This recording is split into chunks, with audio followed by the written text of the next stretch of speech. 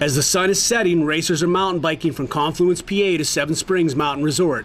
After leaving Seven Springs, racers will bike north to Forbes State Forest, where they will encounter the first of 4 orienteering courses.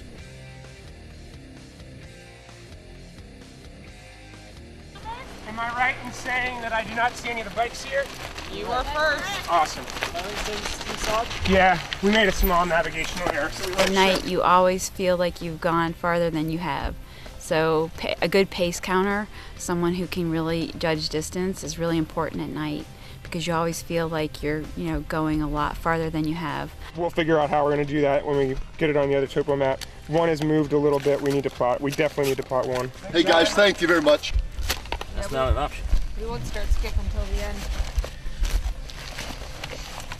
Team SOG, pushing hard through the last 3 checkpoints, has grown their lead to more than 30 minutes. However, Team SOG realizes that one crash, one broken chain, or one flat tire could erase the lead that they have worked so hard to build.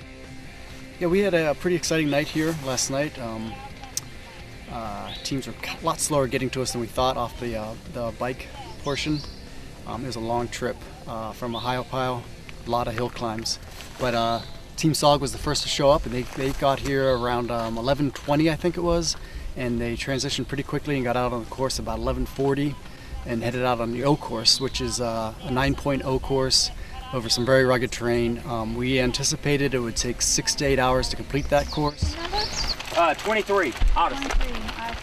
Team Odyssey Adventure showed up shortly after SOG took off, and they transitioned pretty quickly too. They headed out in the course, and they were about 20 minutes behind SOG. Then teams kind of trickled in after that in different states of condition, pretty beat up from the bike course. We had a major mechanical failure on a bike that ate 2 hours and required a little bit of assistance, and got a little lost. Some teams actually opted to not do any of the Rogaine section and just headed right back to the next section of the race course. Other teams went out for a couple points here and there, and eventually Team SOG showed up this morning about 7:28.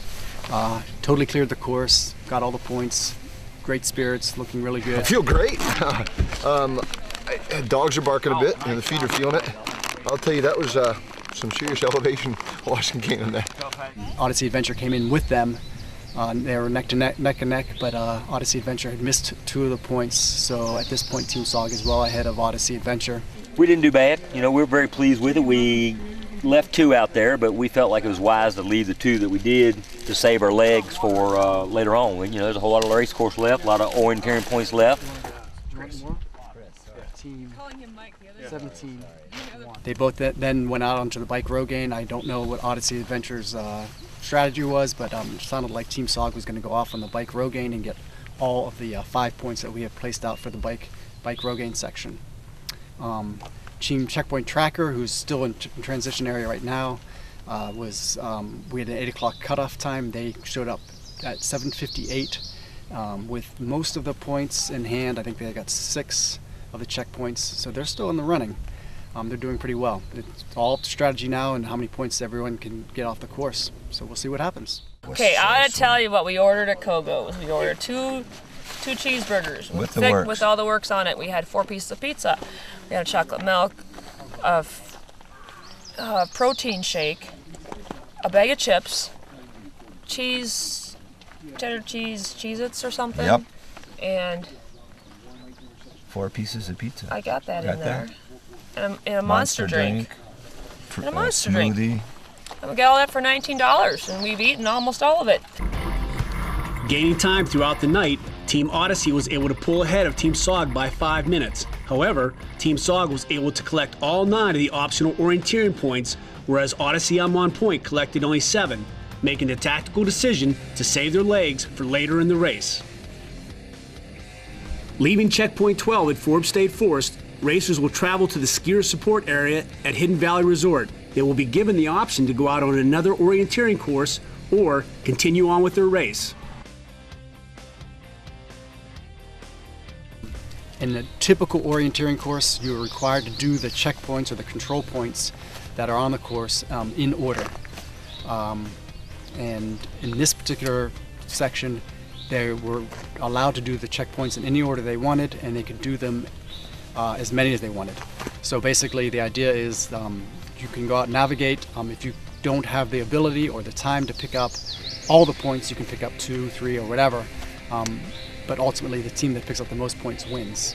So it's not so much a matter of time as it is the number of points you get.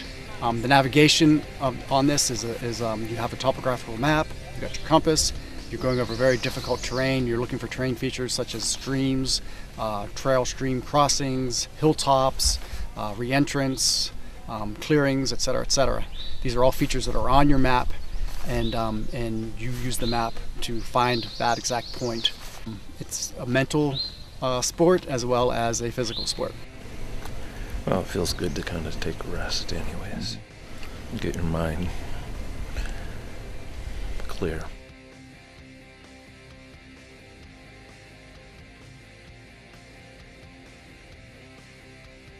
So they've been out there racing for over 24 hours now.